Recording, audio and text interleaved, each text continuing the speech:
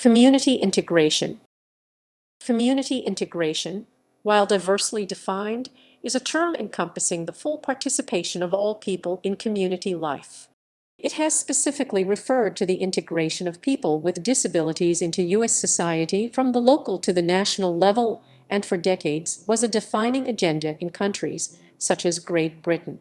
In the U.S., the Consortium of Citizens for Disabilities advocates for a national public policy which ensures the self-determination, independence, empowerment, integration, and inclusion of children and adults with disabilities in all parts of society.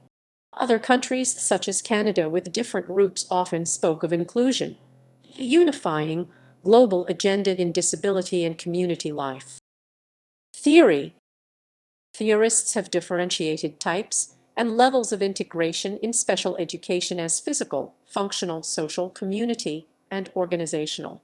In disability circles, community integration meant opportunities for participation in schools, careers, homes, relationships, leisure, and a variety of interests and lifestyles. Bengt Nerge and the late Wolf Wolfensberger of the U.S. are internationally known for their concept of normalization and social role valorization, with a particular emphasis on physical and social integration. Anders Gustafsson Ka, 1990 of Sweden, has indicated that physical integration best describes the common use of the term integration, with social integration the struggle for equality and quality in life. The intent of community integration was the participation of people with disabilities in regular environments, the antithesis of exclusionary practices such as the field moved toward community support. Theories related to community living began to require applicability beyond a minority group model with a new emphasis on self-determination. As described by Racino, these theories include ecological theory, community support theories, systems theory, feminist theories, family theories, sociocultural theories, critical theories in education, psychosocial theories, the generic human concept theory, and universal theories. Systems change. Taylor, in his analysis of community systems in the U.S., proposed the principle of the non-restrictive environment as a counterpoint to the federal government's least restrictive environment principle. In 2014, the governing principle in the U.S. is that of the most integrated setting based upon the Supreme Court Olmstead decision. Prior to the Olmstead decision, the Supreme Court addressed the community integration issues multiple times in the case Halderman v. Pennhurst State School and Hospital, a class action filed in Pennsylvania by attorney David Furledger.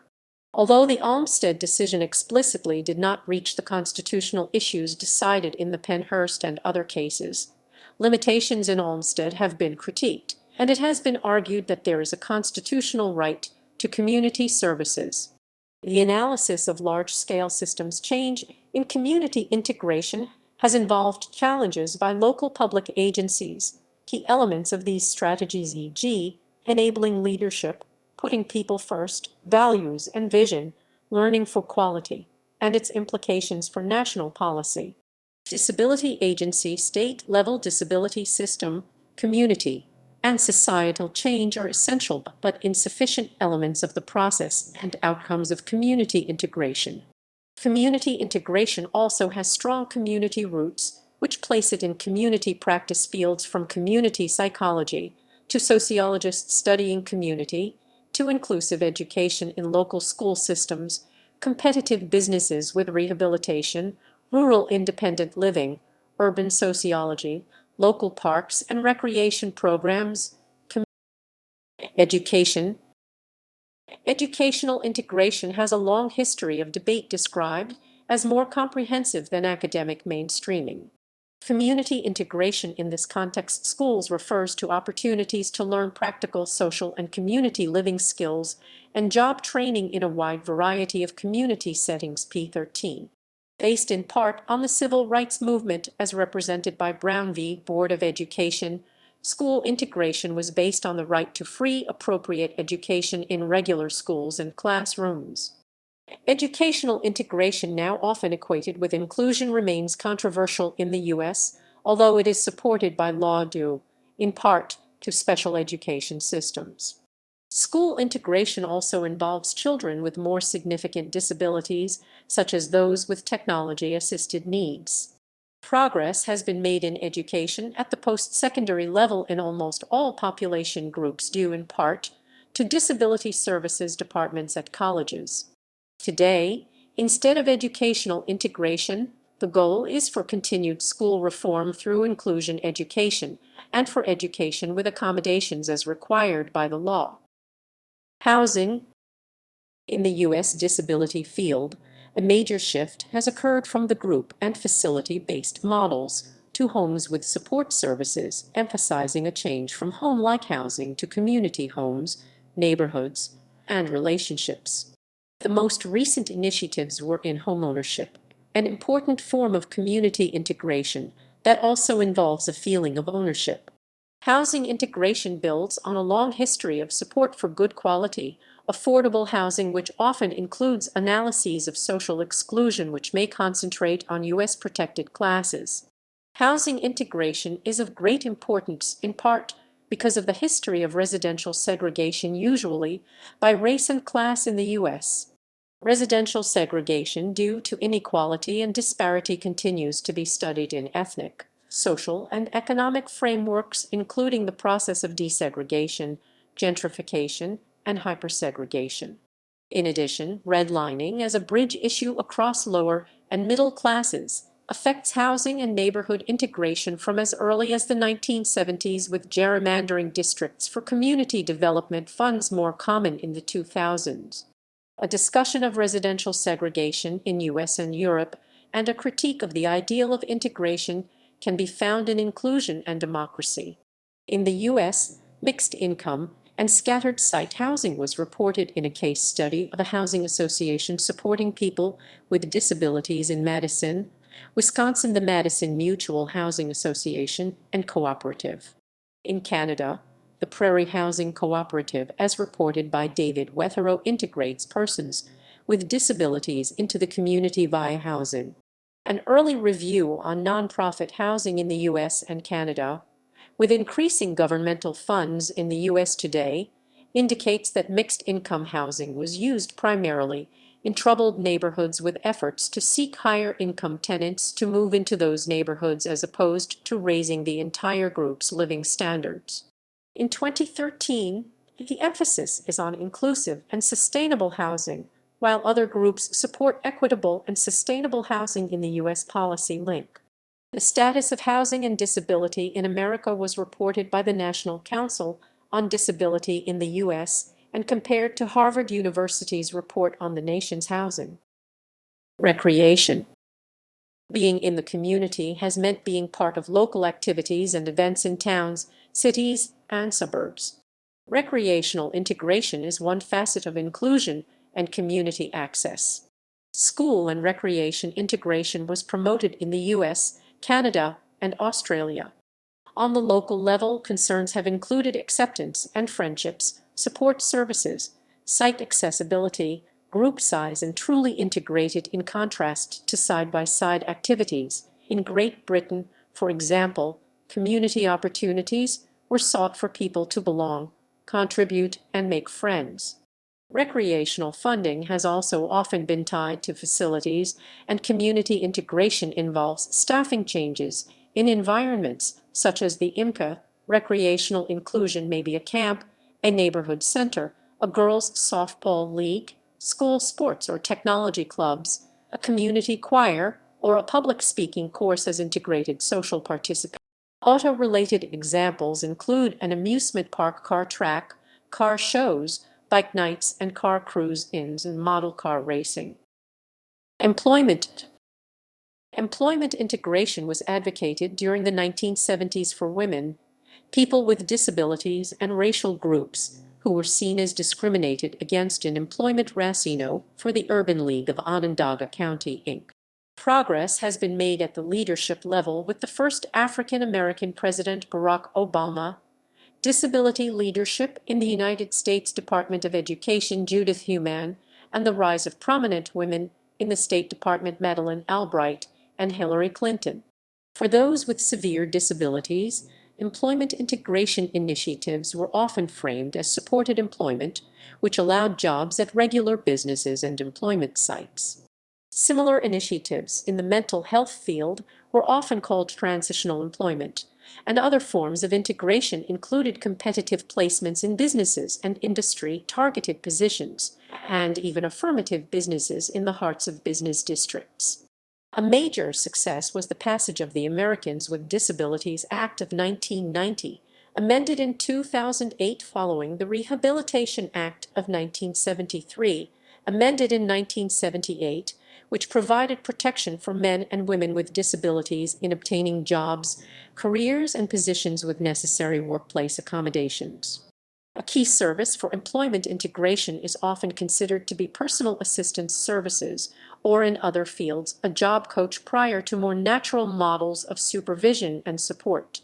In this context, employment integration has been conceptualized, including social aspects of promotion, discriminatory hiring and termination practices, performance standards, job sharing and modification, educational attainment, internships and volunteer experiences, workplace relationships, team building, supervisory roles, workers' compensation.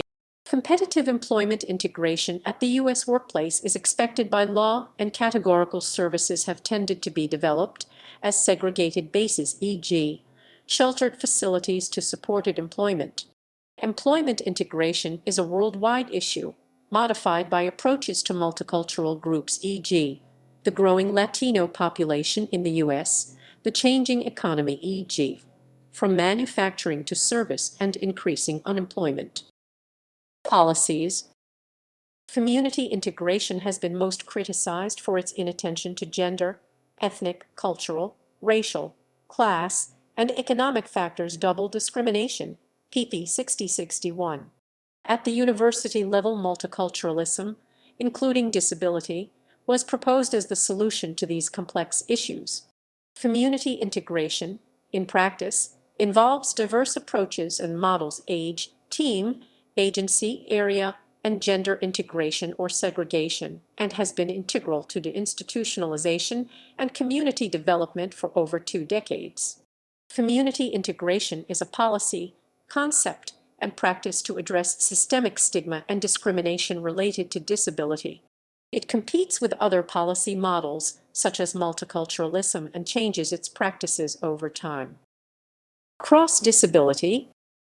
In the subfield of brain injury, community integration included areas ranging from supported employment to daily living skills, family interventions versus support and memory training, school reintegration, and transition to post-secondary education.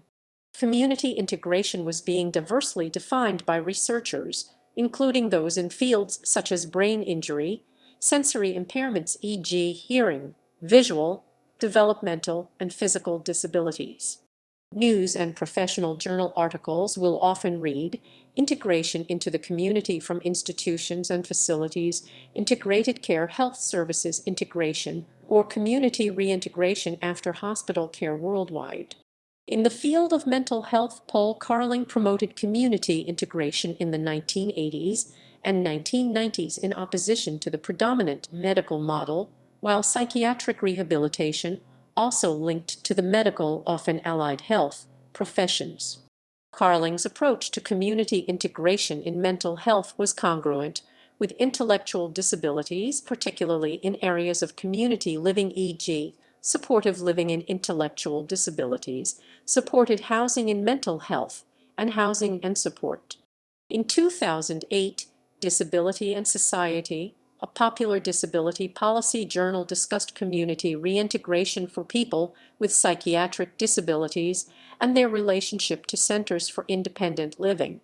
Comprehensive medical systems were proposed to support the family in community integration, including new roles for specialized personnel from neuropsychologists to physiatrists. In the field of traumatic brain injury, community integration was framed by both the social and medical models of disability in an effort to transition people from hospitals and rehabilitation centers. Today, the Brain Injury Association of America recommends the educational needs of children with traumatic brain injuries and the healthcare required. U.S. federal initiative. In 1985, the U.S. government funded a national community integration project identifying best community practices for people with the most severe disabilities. Technical assistance was funded through the Rehabilitation Research and Training Center on Community Integration of the National Institute on Disability Rehabilitation Research and Training Center, U.S. Department of Education, to all states. The Rehabilitation Research and Training Center on Community Integration, Syracuse University, headed by Steve Taylor, also had subcontracts with the University of Illinois David Braddock, the University of Minnesota Institute on Community Integration K. Charlie Lack, and the federal departments subsequently offered contracts to evaluate the status of these new communities. The principles of community integration through the national flagship centers, the Rehabilitation Research and Training Centers on Family and Community Living, facilitated by Lacken and J.A. Racino of Syracuse University, were: all people with disabilities will be able to live successfully in and as part of natural communities that provide them the supports they need. All people with disabilities will be recognized for the positive contributions they make to their families and communities. All people with disabilities will benefit from enduring relationships with other people, including family members and community members without disabilities. All people with disabilities and their family members will be entitled to participate in decisions affecting the nature and quality of services they receive. All people with disabilities will have access to services and supports that provide choice and support full citizenship. Services and supports for people with disabilities will be individualized and responsive to cultural and ethnic differences, economic resources, and life circumstances. Public policy will provide the opportunity to enjoy productive, integrated lives. The 1988 Leadership Institute on Community Integration, From Being in the Community to Being Part of the Community, Steve J. Taylor, Director, Julian Racino, Deputy Director, and B. Schultz, Information Coordinator, held in Washington, D.C., was sponsored by the Research and Training Center on Community Integration in cooperation with the National. Work groups were facilitated in community living, families, school, and employment, with papers prepared, respectively, by K. Charlie Lacken and P. Turnbull and H. Rudd Turnbull, Douglas Bicklin, and Paul Wayman. By the late 2000s, the centers were renamed to Community Participation, one aspect of community integration, or to employment, or other priority areas such as health, with many of the above centers still federally funded through the NIDR program. National Institute on Rehabilitation Research and Rehabilitation, U.S. Department of Education, and new academic principles and practices. In particular, community integration in intellectual disabilities and developmental disabilities means: for adults, it means ordinary or regular homes with support services. In addition, community integration means recreation, employment, transportation, and education with the personal assistance and supports necessary to participate fully in the community. However, community support, e.g., consumer-directed services as part of community agency change and deinstitutionalization, self-determination, community participation, individual planning, social relationships, and personal assistance services became the leading directions in U.S. community integration. Community integration has also been described as comparative to normalization, a widely known value-based system of human services. See Wolfensperger, Nerge, and Bank-McKelson. Community integration has been tied to quality assurance in the community and improved quality of life.